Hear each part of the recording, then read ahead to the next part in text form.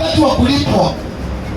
Ndio maana Biblia ikasema usichoke kutenda mema, maana utalipwa kwa wakati wake usipozimia moyo. Sasa kuna wakati ulifanya jambo njema, wewe ndio ulisahau. Kama sio wewe, ni baba yako alifanya jambo nzuri likampendeza Mungu. Sasa imefikia wakati Mungu anataka kulipa kwa sababu ya hiyo jambo nzuri. Sasa Mungu akiachilia neema, unabakia ukisema leo nilikuwa na kismat. Sio kismat, ni Mungu aliachilia neema. Mnione mkono kwa watu pamoja. Hakuna kitu inaitwa kismat, ni Mungu tu aliachilia neema. Alikumbuka kuna jambo nzuri ifanye miaka ya nyuma, imefikia wakati wa kulipo, Mungu anaachilia neema. Vile ile inaita bahati mbaya, hakuna kama bahati mbaya. Hii chini ya jua, nimekuambia sio mara moja. Maisha tunaishi leo ni kupanda na kuvuna. Maisha yetu ya kila siku ni kupanda na kuvuna. Chochote kile unachopanda utarajie kuvuna, ikiwa nzuri, ikiwa mbaya. Leo naweza tokea askari anakibishana na jambazi. Katika ile kukukakala, askari anakibishana na jambazi. Askari anapiga mahesabu, anaona huyu jambazi atanipiga kona, atatoroka. Askari anachukua, anajilia risasi. Ile risasi badala ipate jambazi, inampata mpita njia. Mimi mnabaki mkisema bahati mbaya, huyu alikuwa tu mpita njia. Askari alikuwa analenga jambazi, lakini jambazi amehepa. Huyu alikuwa tu mpita njia, amejeruhiwa ama amepatwa na hiyo risasi kibahati mbaya. Kumbe sio bahati mbaya, kuna mahali alimwaga damu, na imefikia wakati na yeye damu yake imwagike. Haijalishi itatumiwa njia gani. Kitabu kile cha Mwanzo 9:6 anasema ukimwaga damu ya mwanadamu, damu yako nayo na wewe itamwagwa na mwanadamu. Nione mkono wako ndio pamoja. Ndio nakwambia chini ya jua hakuna kisima, hakuna bahati mbaya. Maisha ni kupanda na kuvuna. Hakuna kisima, hakuna bahati mbaya. Kwa hiyo kwa yale yote unayofanya, ujue kuna malipo. Kwa yale yote unayofanya, yakiwa mema, yakiwa mabaya, ujue siku inakuja utasimama mbele za Bwana. Utasimama mbele za Bwana, utahukumiwa kulingana na matendo yako. Utahukumiwa kulingana na kazi yako. Bwana Yesu asifiwe. Na ndio maana ukitaka kuamini hakuna kitu inafanyika bahati mbaya. Wakati Yesu alipokuwa pale bustani Getsemani, maaskari walienda kumshika Yesu. Petero alitoa upanga wake. Petero akakata askari sikio, sikio la askari likaanguka chini. Yesu akamwambia Petero, rudisha upanga wako mahali pake. Maana yule anaua kwa upanga atakufa. Anayemwaga damu na yake pia damu itamwaga. Yesu aliokota ile sikio la askari, akarudishia askari sikio lake. Na mimi nashindwa wale watu walikuwa jeuri kiasi gani.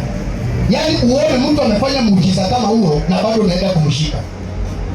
Mimi singemshika. Ningekwambia Yesu kwa hiyo. Tulikuwa tumetumwa tukushike, lakini vile umefanya. Ndio jinsi wanadamu walivyo jeuri. Yesu aliokota ile sikio, akarudishia askari yake.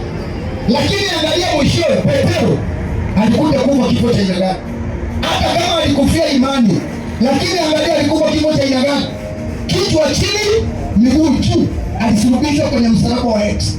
Damu yake ikamwagika vile alivyomwaga yule askari. Maana ukimwaga damu ya mwanadamu, damu yako pia nayo itamwagwa na mwanadamu. Hiyo ni mkono wako tukufu. Na mkono wa kushoto sema asante Yesu. Na mkono mwingine sema asante Bwana. Kwa hiyo ukao ukijua ya kwamba hukumu unakuja. Hukumu yaja. Na kila mmoja wetu atasimama mbele za Bwana. Na kila mtu atatoa hesabu ya kazi yake. Na wanadamu ama hii dunia itakuja kuhukumiwa kwa sababu ya dhambi moja pekee yake. Hiyo siku ya mwisho, dhambi ni moja tu itahukumu watu wote. Uwe tajiri, uwe maskini, uwe umesoma, haujasoma. Dhambi moja tu ndio inakuja kwa hukumu watu wote siku ya mwisho. Dhambi moja. Hautahukumiwa kwa sababu ulikuwa mlevi. Hiyo siku ya mwisho hautahukumiwa kwa sababu ulikuwa mwasherati. Kuna dhambi moja ndio inakuja kuhukumu hii dunia. Kuna dhambi moja ndio inakuja kuhukumu watu wote chini ya jua. Hebu nikusomee kwa Biblia. Ile kitabu cha Yohana 3. Yohana 3. Yohana 3. Sikiliza dhambi moja. Hii dhambi ndio inakuja kuihukumu dunia.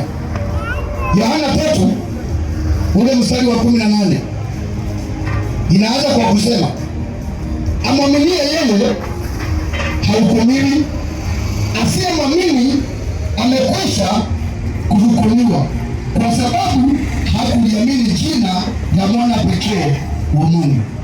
Yaani hiyo ndio dhambi inakuja kuihukumu dunia, kumkataa Yesu mwana wa Mungu. Ndio maana unakunywa pombe, ndio maana unafanya uasherati, ndio maana unafanya dhambi za kila aina. Ungelikuwa na Yesu ndani yako, angekufundisha uasherati ni dhambi.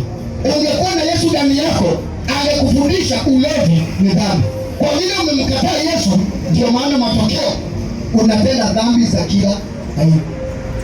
Na hivi leo ungekubali, maana bado kuna nafasi ya kugairi na uepukane na ile moto. Bado kuna nafasi ya kugairi na uepukane na ile hukumu ya Mungu. Bado kuna nafasi ya kutubu na kuacha njia zako mbaya. Bado kuna nafasi ya kurekebisha mahali unajua umekuwa ukifanya kinyume na mapenzi ya Mungu. Bado kuna nafasi ya kumrudia Mungu kabla haijakuwa too late, kabla parapanda haijalia.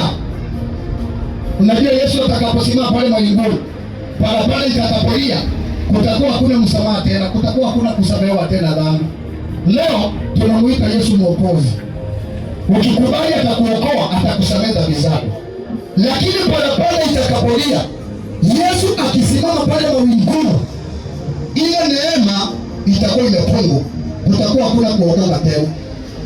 Ni heri ungetumia hii nafasi kabla itakuwa too late. Hatujui siku wala saa. Wewe mwanadamu hujui siku yako ya kutoka duniani.